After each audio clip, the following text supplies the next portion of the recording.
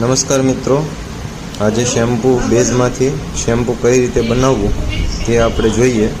100 ગ્રામ આપણે પહેલાં shampoo base લઈએ।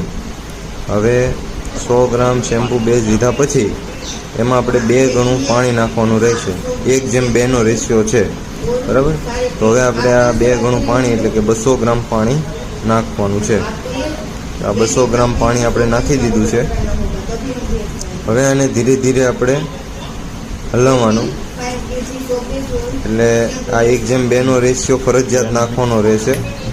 જો ઓછું પાણી હશે તો પણ થિકનેસ આવશે નહીં, એટલે પહેલાં પાણી પૂરું નાખવાનું રહેશે અને પછી ધીરે ધીરે એને હલાવીશું એટલે સરસ રીતે મિક્સ થઈ જાય।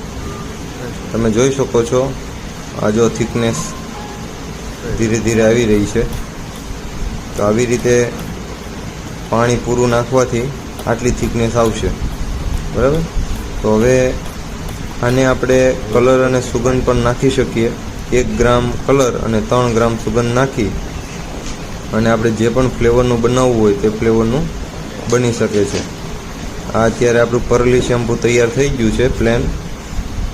આની અંદર તમે ઇન્ગ્રીડિયન્ટ્સ પણ નાખી શકો, પણ ધ્યાન રાખવાનું આમળા નહીં નાખતા। આમળા નાખશો ને તો પતલું પડી જશે શેમ્પૂ।